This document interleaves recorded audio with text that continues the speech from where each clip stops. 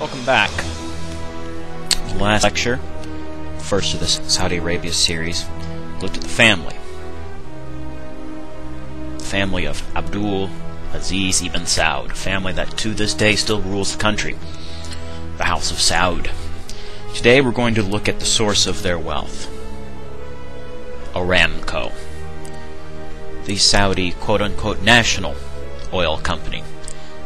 But it's really a private oil company owned wholly by the Saudi royal family, the descendants of Abdul Aziz ibn Saud.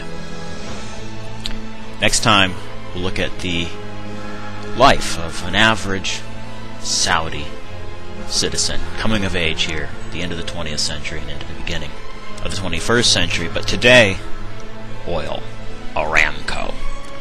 The story of Aramco begins during World War II. Oil had already been discovered to the north in Iran, Iraq, Kuwait, but not yet in Saudi Arabia. As we're going to see, in the 1930s, that was all to change, and with World War II, there was a desperate need for energy in the form of oil. Oil to make fuel for planes, for ships, for tanks.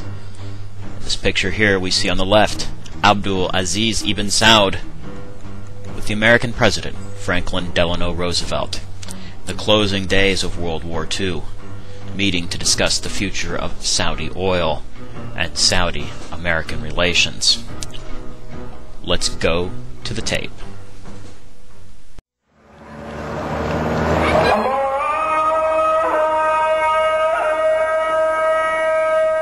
Abdulaziz would not forget that religion and the ulama remained central to his rise to power. He became the kingdom's chief defender of the faith. كلمتنا وتوحيد شؤوننا وحفظ جامعتنا فليس لنا جامعة نجتمع عليها إلا جامعة الكتاب والسنة. But Saudi Arabia would have remained an insignificant backwater in world affairs if it were not for the discovery of oil. King Abdulaziz was aware that neighboring states like Iraq and Bahrain had great natural resources, but most experts did not believe that the fields extended to Saudi Arabia. Then, in 1931, they were surprised. There was an American philanthropist called Mr. Crane. Mr. Crane actually came to Saudi Arabia, and he saw King Abdulaziz. And King Abdulaziz was complaining about the lack of availability of water in the country. Mr. Crane sponsored a geological survey. He wasn't looking for oil. So it is by chance that we discovered oil. We were looking for water. And this feat happens until today. Every time we look for water, we find oil.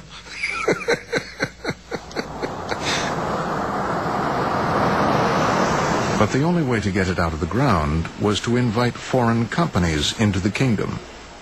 And Abdulaziz feared that inviting foreigners, or infidels, would be resisted by the religious establishment. He invited them anyway. The king asked the companies to come. One of the scholars challenged that. He said the king of Saud is doing something against Islam. So the king knew about this, and he asked the scholars to come to his court.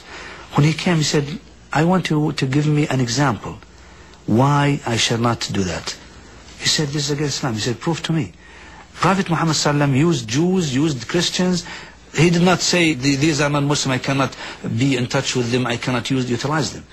Didn't the Prophet use them? The scholar said, yes. He said, I'm doing that the same. In 1933, the first foreign oil prospectors started arriving in the kingdom.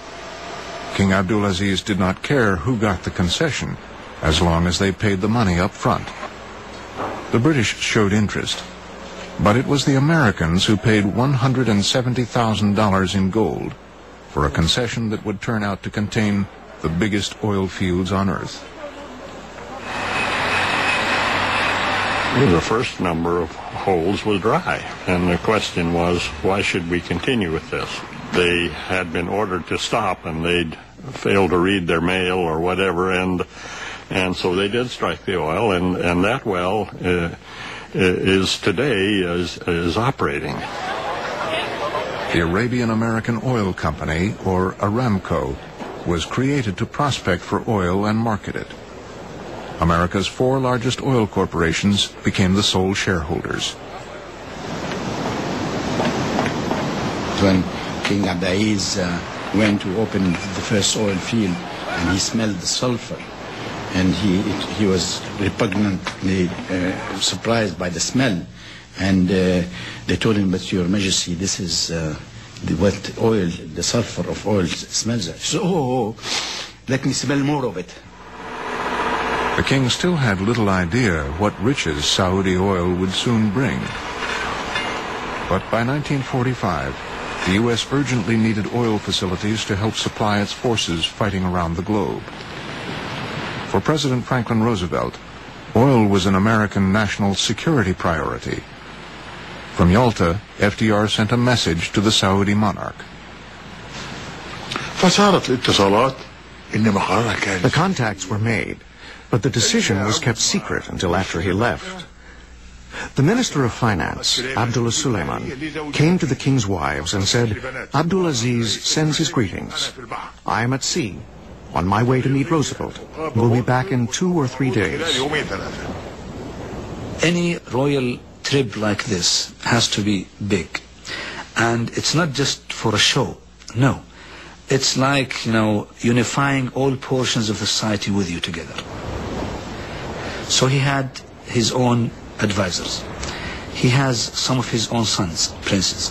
He had some of his tribal chieftains at the time. So it's like a small state moving outside its own state to meet Roosevelt, and it has to be, from all portions of society. And it was a very interesting meeting. Here's Roosevelt in his wheelchair, and as you know, he's not a big man, and he's in a wheelchair, and he's on the deck of the Quincy. And King Abdulaziz, who's about 6'3" and 6'4", big, stricken with trachoma, not seeing too good, but walking with a cane. And these two hit it off right away. King Abdulaziz started kidding Roosevelt about, "You're lucky you're in that wheelchair. You can wheel yourself anywhere." And Roosevelt said to him, "If you like this wheelchair so good, I have an extra one here. I'll give it to you." After exchanging gifts, they got down to business. America needed to lease an airport and Navy refueling station for its war against Japan. But it was the security of the Saudi kingdom that was at the forefront of King Abdulaziz's concerns. He requested U.S. military assistance and training, and they agreed to construct the Dhahran military base. In return, the king guaranteed that the U.S. would always have secure access to Saudi oil. America struck a pact with Saudi Arabia. You give us oil at cheap prices, and we will give you protection. This protection eventually evolved into an American hegemony over the entire Gulf region, and the deal extended to the Gulf region, that this was an American area of influence, and in return for this, it shall be protected from all enemies.